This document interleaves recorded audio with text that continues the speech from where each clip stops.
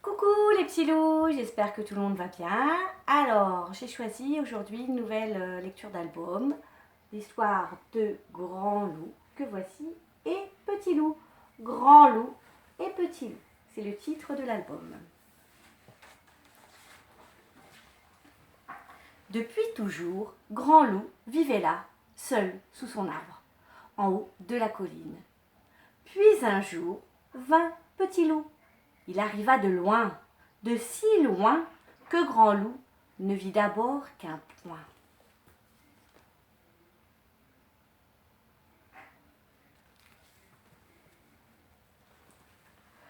Petit Loup approchait. Grand Loup eut peur soudain qu'il soit plus grand que lui. Petit Loup commença à gravir la colline, et Grand Loup vit qu'il était petit. Ça le rassura. Il le laissa grimper jusqu'à son arbre.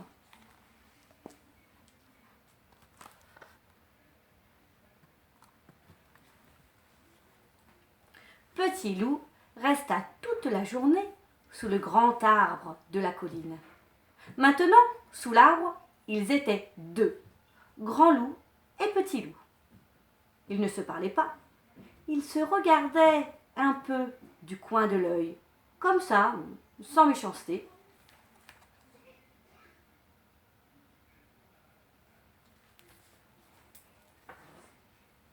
Vint la nuit. Petit Loup restait là. Grand Loup trouva que, quand même, il exagérait bien un peu. Quand Grand Loup se coucha, Petit Loup se coucha aussi. Alors Grand Loup vit que Petit Loup tremblait un peu du bout du nez, et il tira vers Petit Loup un petit bout de son drap de feuilles. C'est bien assez, pensa-t-il, pour un si petit loup.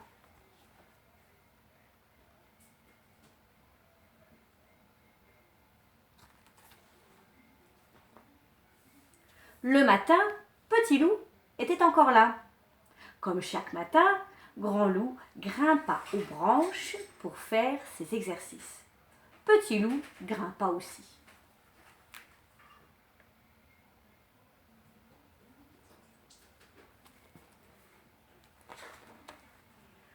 Grand Loup le regardait. Il eut peur soudain que Petit Loup grimpe mieux que lui. Mais Petit Loup dut s'y prendre à 2 fois. La première fois, il tomba sur les fesses. Il cria « Ouïouïouï !» Puis, il recommença. « Il est courageux, ce Petit Loup !» pensa alors Grand Loup.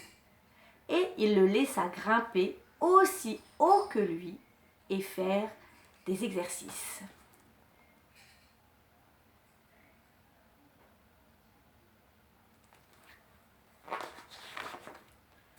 Avant de redescendre, Grand Loup cueillit des fruits pour déjeuner. Il en prit un peu plus que les autres jours. Puis il prépara son repas. Petit Loup descendit derrière lui. Il n'avait rien cueilli. Grand Loup mangea. Il poussa une assiette avec quelques fruits vers Petit Loup. Et Petit Loup mangea.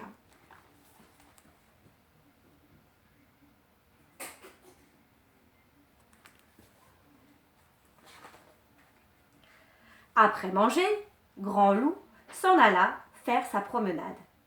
Il descendit la colline, puis il se retourna. Petit Loup était resté sous l'arbre. Grand Loup sourit. Petit Loup était vraiment petit. Il traversa le grand champ de blé en bas de la colline. Puis il se retourna. Petit Loup était toujours sous l'arbre. Grand Loup sourit. Petit Loup était encore plus petit. Il atteignit l'orée du bois et une dernière fois, il se retourna. Petit Loup était toujours sous l'arbre et il était si petit à présent qu'il fallait vraiment être un grand loup pour savoir qu'il était là. Ce tout petit loup. Une dernière fois, Loup sourit. Puis il entra dans le bois pour continuer sa promenade.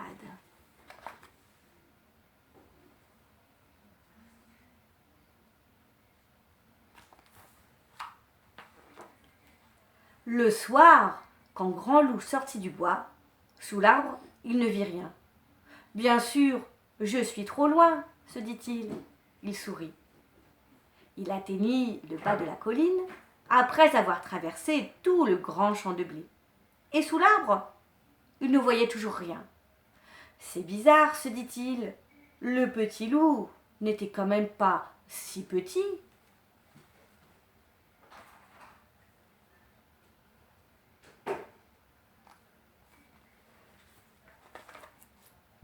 Pour la première fois, il se sentit inquiet. Il remonta la colline bien plus vite que les autres soirs.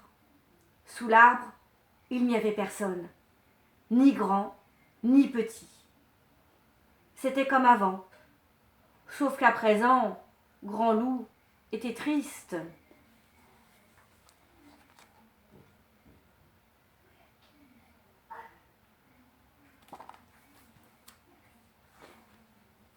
Pour la première fois, ce soir-là, Grand Loup ne mangea pas.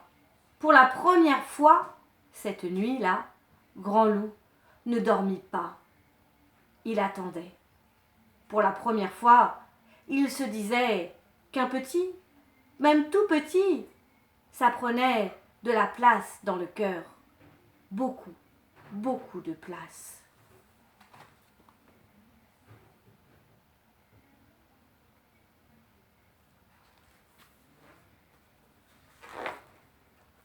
Le matin, comme chaque matin, Grand Loup grimpa sur l'arbre. Mais pour la première fois, il ne fit pas ses exercices. Il regardait au loin. Grand Loup regarda longtemps. Au loin, il n'y avait toujours rien. Il se dit qu'il était capable d'attendre encore plus longtemps qu'il n'aurait jamais cru.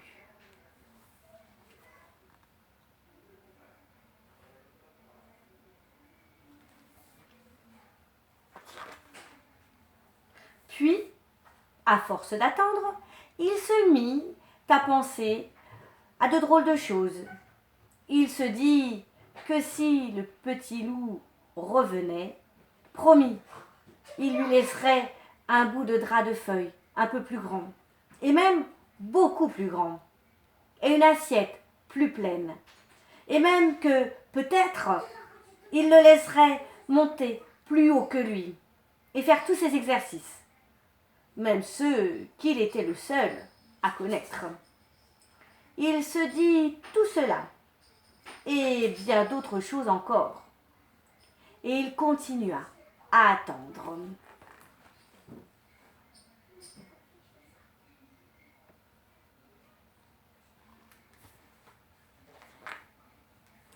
Et puis, là-bas, il y eut un petit point. Mais un point si petit qu'il fallait être lui, Grand Loup, et avoir attendu autant pour penser que là-bas, quelque chose approchait. Son cœur battait de joie. C'était la première fois. Là-bas, le petit point grandissait. Pourvu que ce soit lui, ce petit, se disait Grand Loup. Et aussi, même s'il est bien plus grand que moi, tant pis.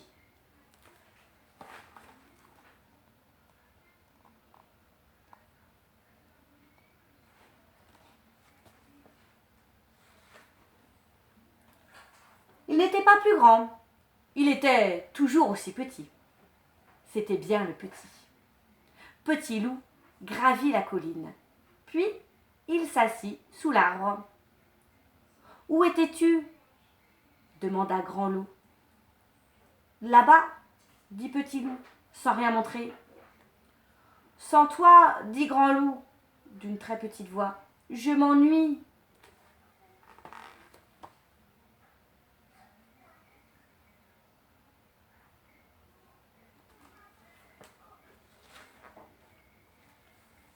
Alors, Petit Loup s'approcha de Grand Loup.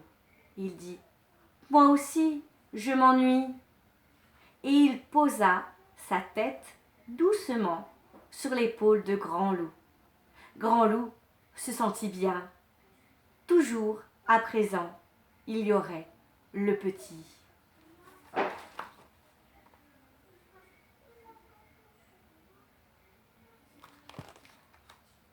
Fin de l'histoire. Et voilà les enfants, j'espère que vous avez apprécié cette belle histoire. Alors, est-ce que vous vous souvenez quel est le titre de cet album? Oui, Grand Loup et Petit Loup, ce sont les deux personnages de l'histoire. Grand Loup, on va très grand par sa taille, et le Petit Loup. De quelle couleur est Petit Loup? Oui, bleu, Petit Loup bleu. Alors, vous vous souvenez ce qui se passe dans cette histoire? Le Grand Loup, au départ, il est tout seul, s'occupe tout seul. Arrive alors, qui donc? Eh oui, le Petit Loup. Il est tellement petit que quand il arrive de loin à l'horizon, on ne voit juste qu'un petit point. Est-ce que Grand Loup, il montre au départ qu'il s'intéresse au Petit Loup? Eh non, il n'ose pas trop lui montrer. Il lui donne un petit peu à manger, d'un petit peu bout de couverture pour dormir, mais il n'ose pas trop lui montrer. Par contre, comment est Grand Loup quand il voit Petit Loup partir, quand il voit que Petit Loup n'est pas là quand il revient de sa promenade? Il est inquiet au début. Et il est triste, oui, parce qu'en fin de compte, il aimait bien la présence de Petit Loup. Comment est-il quand il le voit revenir? Regardez son cœur.